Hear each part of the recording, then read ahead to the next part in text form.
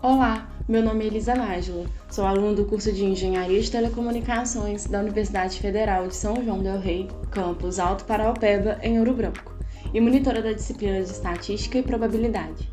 Neste quarto podcast, irei falar sobre medidas de dispersão. As medidas de dispersão ou de variabilidade são, como as de posição, medidas que surgiram para resumir uma grande quantidade de informações, preservando as principais características de interesse. Vamos pensar naquela mesma situação dita no podcast de medidas de posição e prosseguir com o mesmo raciocínio. O professor foi apresentar as notas dos seus 10 alunos para seus superiores. Ele chegou à conclusão de que o rendimento foi bom através da média, lembra? Mas um aluno zerou a prova, e isso já é motivo suficiente para questionamentos serem feitos. Todas as notas estão próximas da média? Em termos matemáticos, a dispersão das notas em torno da média é alta? E o nosso querido professor, esperto que só, lembrou que é necessária uma dispersão pequena para provar que realmente todos os alunos obtiveram notas altas e próxima da média. Esse um aluno que tirou zero, independente do motivo, pode mostrar que a média não pegou, englobou ou representa ele. Dessa forma, é isso que a medida de dispersão tenta captar, a variabilidade dos dados. A primeira medida de dispersão que apresentarei para vocês é a amplitude ou a amplitude total, denotada por A ou AT. Ela é facilmente calculada, limitada a apenas variáveis quantitativas e é a diferença entre o valor maior e o valor menor de um grupo de observações. E, infelizmente, ela é sensível a dados discrepantes. A variância, que pode ser populacional ou amostral, é a medida de dispersão mais conhecida. Limitada apenas a variáveis quantitativas, é sempre uma medida positiva, exceto quando todos os valores são iguais, que resulta em uma variância nula. E ela é dependente da média. Agora, vamos sempre lembrar que a amostra é retirada da população para, posteriormente, tentarmos generalizar as informações contidas na amostra para a população, ou seja, é um subconjunto de elementos que representa a população, e que a notação da média populacional é μ e da média amostral é x barra, para ficar bem claro a diferenciação na notação da variância populacional para a variância amostral e o entendimento do restante que trataremos a seguir. Um outro ponto é o surgimento dos graus de liberdade, presente na variância amostral, isto é, o seu denominador é dado por n-1, o que chamamos de graus de liberdade.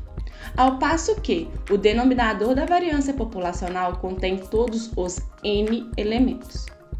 A variância populacional é a média da soma dos quadrados das observações à média, denotado por sigma ao quadrado.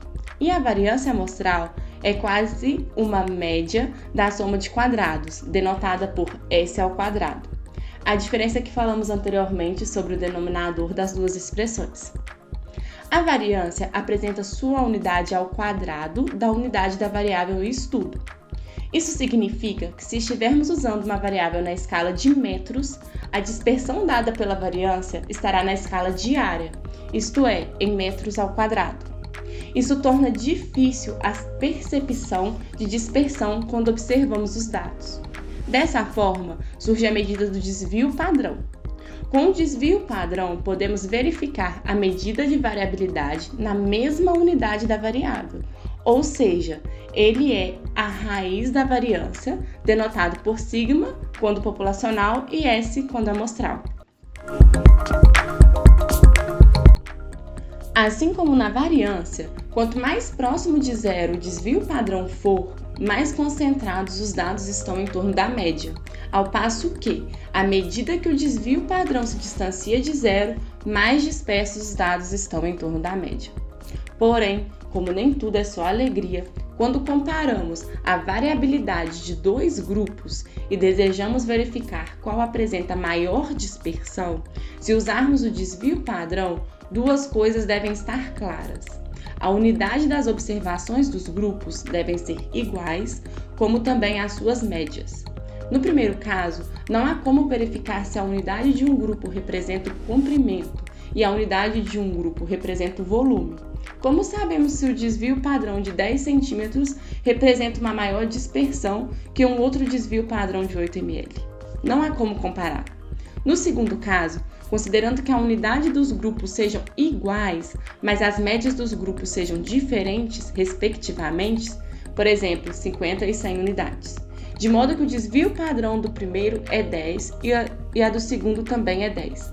Pensem comigo, o que representa o desvio padrão? A raiz quadrada da dispersão dos dados em torno da média. Então, a nossa referência é a média.